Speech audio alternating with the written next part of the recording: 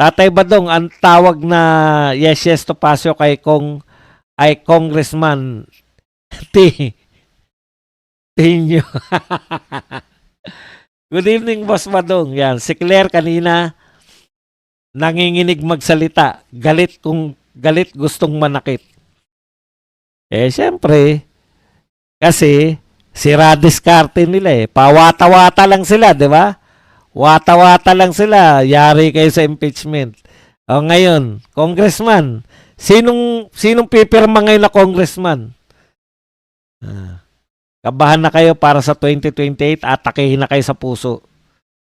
Iyak si Gadon. Kala nila resignation na ni BP kanina.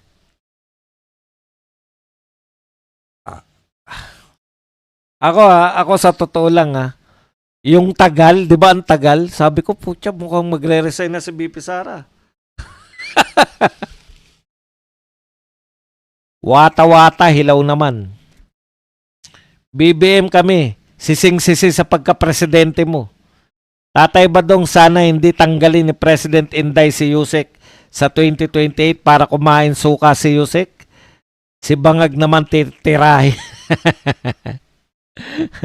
Sir Buds, hindi ba pwedeng kasuhan ng mga nag-i-impeach kay BP Sara na ala namang matibay na basehan?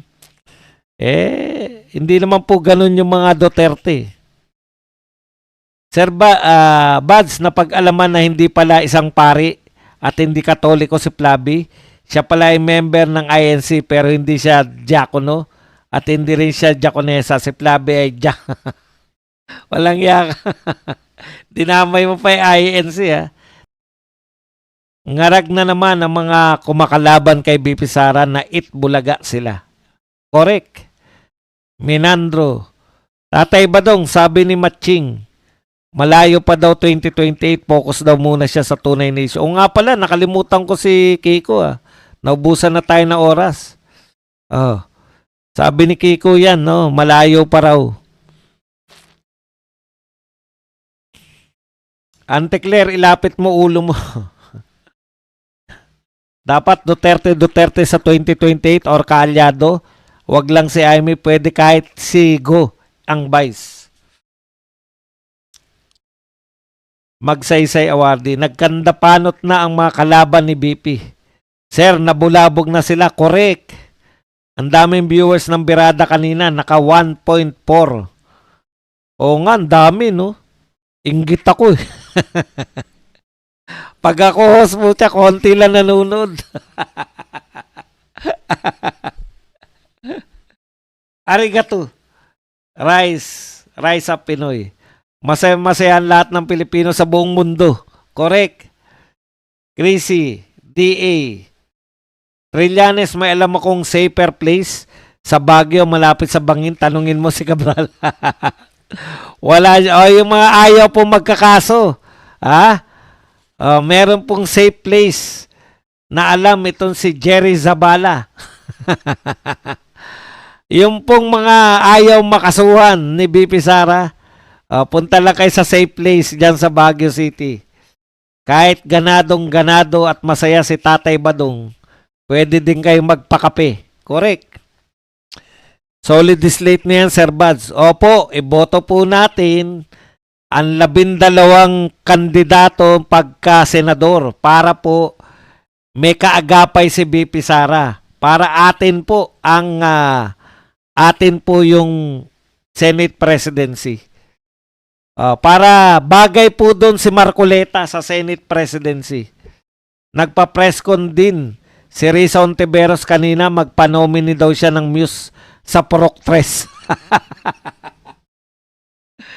Nawala stress ko sa pagde-declare ni BP Sara sa President 2028. Alam niyo po, totoo yan, no? Alam niyo kahit papano, ako talagang minsan iniisip ko, kailan ba matatapos to? Ang iniisip ko kasi, parang yung mga Duterte, parang sanay sila sa ganyan. Pero hindi tayo sanay. Gusto natin magkaroon ng pag-asa di ba? Yun yung hinahanap natin Parang baliwala lang sa mga Duterte na kinakawawa yung mga Pilipino. Pero eto, nakita po natin yung anong uri ng pinuno si BP Sara. Alam mo yung meron siya nung pananagutan, sising-sisi siya na instrumento siya sa pagkapangulo ni BBM. At hindi lang siya natapos sa pagsisisi. Gagawa siya ng paraan para maitama niya yung nagawa niyang pagkakasala sa atin. Actually, wala naman siya nagawang kasalanan.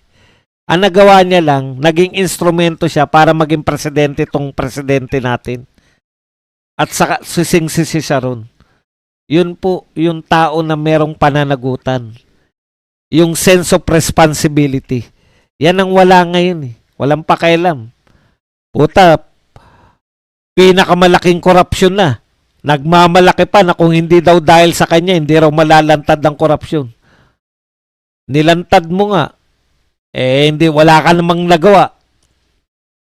Parang New Year ang dating na announcement ni BP, correct? Hoy, Dennis the Vlog, busit ka. Dinamay mo Momoa, INC.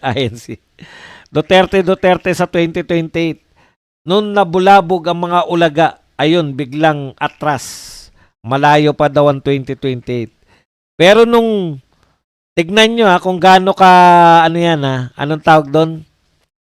Nasa Baguio ang China ambassador ngayon, nag-celebrate ng Konghei Batchoy. Tignan nyo po kung gaano po kapeke yung mga yan. Nung si Ontiveros, ang nag-announce na tatakbo siya, wala nagsasabi na maaga pa. Imelda Sanggalan, thank you very much sa $10 na pangkape. Pwede rin naman kasi, alam nyo sa totoo lang, pwede rin naman kasi kaya hindi nila siguro binabanatan si Ontiveros. Hindi nila siniseryoso. Siguro sabi ng mga dilawan at kakamping, sige, magpahayag ka na ng tatakbo ka. Total, hindi ka naman namin presidente. Si Leni Robredo pa rin presidente namin. Tatay Badong, pwede mo na ba ilunsad ang party list ng KND sa 2028? Alam nyo, masaya na po ako ng ganito. Baka kasi, mukha kasi akong pera eh. Baka pag naging congressman ako,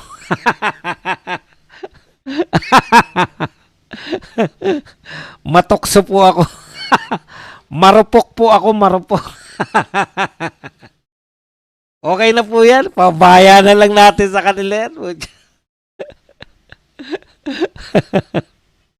Mamaya, ako na binabanata naman Duterte vlog. Walang yayang Badong na yan. Nung hindi pa congressman yan, no, di ba? Nilangaw si Byros, Crazy Brooks, tiway sa pakape. Yan. Si Byros tatakbo din pagka-presidente, kaso lang sa Luneta siya tatakbo. Boss Buds kasama ng mga PDP laban ng China ambassador sa Baguio. Minsan, napapaisip ka kung si Andrew E. 68 million binayad, kumanta lang minsan. Magkano kaya kay Auntie Claire na araw-araw meron pang pa-visual aids para siraan ng Duterte? Malaki yan. Si Ontiveros testing the waters lang daw kaya walang lasa na tatakbo. Wala na tayong pakialam. Tumakbo na sila lahat. Wala po epekto sa amin yan. Pero kung di niligawan nila Amy, si BP Sara, hindi yan tatakbo ng Vice President. Correct. Honorable Salvador Ralites III, Kulto, KND Party List.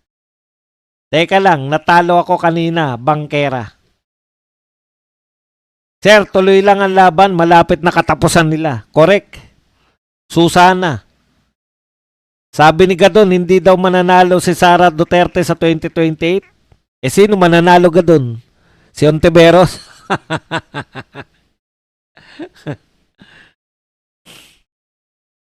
Huwag ka na mag-congressman, Boss Buds. Di ka na namin makikita dito sa YT.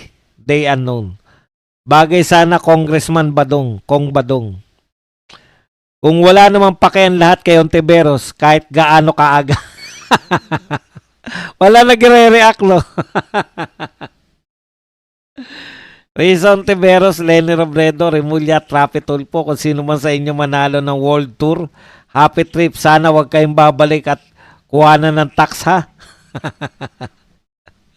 Ang hangad lang ng mga yan maging second. Kasi yung second, maraming campaign contribution. Yung account ko na 818, hindi makapagpakape, boss Justin. Magulang ang lahat sa pag-announce ni BP. Tayo sumaya lahat, Yahoo! Ang saya talaga, no? Ang saya talaga ng pakiramdam. Lalo na nakatulog na ako. Kanina hindi pa ako masaya eh. Ngayon nakatulog na ako, putya, saya. Tapos nakita mo yung mga reaction nila, oh. Kala mo talaga, putya. Impeachment muna tayo, sabi ni Dilima. Puta, ba't kami makikialam sa impeachment nyo? Mag-impeachment kayo dyan. Yun nga, tinapos na ni BP Sara. Yung pangarap nyong ma-impeach siya, tapos na lahat. Tatay Badong, kwento mo ulit yung alamat ng kapanganakan ni Kokey. Wag na. Luma na yun. Hindi ko hindi ko naintindihan, Badong. Hindi mo ba na ba ma-impeach si BP? Hindi na po. Sila na nga po nagsabi. Ikaw ba naman, congressman, alam mo na magiging presidente yan, i-impeach mo? Wala na po. Hindi sila makakakuha ng 1/3. Yun yung ibig sabihin. Tatay Badong, galit na galit si Kong Tabi, hindi makapagsalita ng diretso sa internet. Talino ni BP Sara. Talino talaga, diskarten Duterte. Sinira ni BP Sara yung plano nila na impeachment. Napipirma nga mga congressman at senatongs. Kaya yung mukha ni Virus di maipinta sa presscon niya. Namulagat nga yung mata ni Ontiveros sa presscon nung sinabi ng reporter na tatakbo na siya. Boss, may maganda bang maidudulot kay BP Sara ang pagsabi ng maaga? Opo, mapipigilan yung impeachment. Alam nyo, ganito, no? Kaya natakot yung mga tao na mag-announce ng maaga kasi maaga silang bibirahin, maaga silang babagsak sa rating. Nangyari po yan kay BP Jejo Marbinay. Nangyari yan kay Manny Villar. Maaga sila nag-announce na tatakbo o pumorma na tatakbo. Maaga rin silang siniraan ng mga dilawan. Dilawan po nanira sa kanila. Si BP Sara, kauupo pa lang na Vice President, siniraan na. Hanggang ngayon, immune na ang mga tao sa paninira kay BP Sara. Napaaga naman yung paninira kay BP Sara. Na-immune na yung mga tao. Di ba? Oh. Nung una nakakagulat, ha? Confidential fund? Ang haba ng panahon na confidential fund lang. Hindi nyo ba napuna? Wala nang nadagdag. Kung magnanakaw si BP Sara, bakit hanggang confidential? Matagal na po siyang walang confidential fund. Alam nyo ba yun? 2024 pa lang wala na siyang confidential fund. Yun pa rin na nirereklamo nyo. Ibig sabihin, wala na kayong maibato. Naghuhukay na kayo. Yung huli nga, AJK na nung mayor eh. Oh, mayor? Ang layo. Dito, napaganda kay BP Sara yung maaga nilang siniraan. Kasi nasanay na tayo ng paninira kay BP Sara. Kung ang paninira nyo, confidential fund pa rin, wala nang talab yan. Okay, Tatay Badong, sino kaya yung babaliktad sa mga congressman?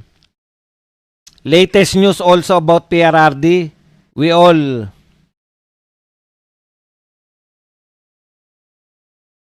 continue to pray for PRRD and BP Sara and her team. God save Philippines. Go, go, go, Inday. Tatay Badong, si Jojo Binay, President Binay na tawag sa kanya sa mga event. Correct. Pag Duterte talaga nagsalita, sabog ang SOCMED, Boss Buds. Correct. Case of death sa sinumang congressman, boboto, pabor sa impeachment. Correct.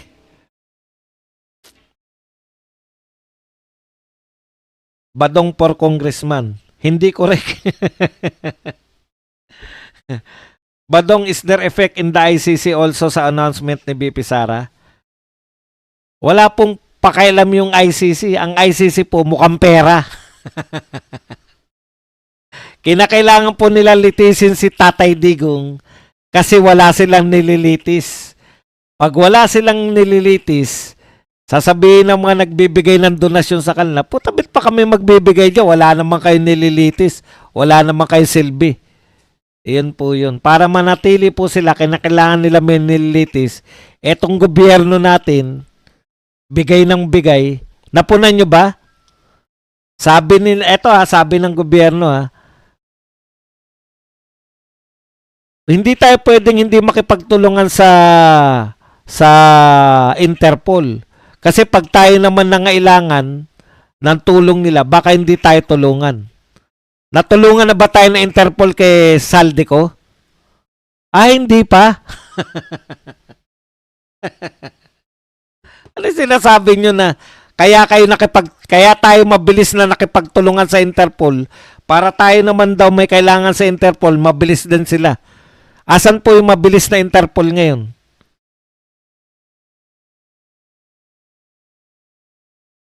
May luluto pa si Trillanes. Kahit ba magluto sila na magluto, wala na pong epekto yan. Yung sinasabi nila nagsampa sila ng impeachment doon nagsampa sila ng kaso sa ombudsman. Pag yan, ginawa ng paraan ng ombudsman, tatakbo lang sila BP Sara sa Supreme Court.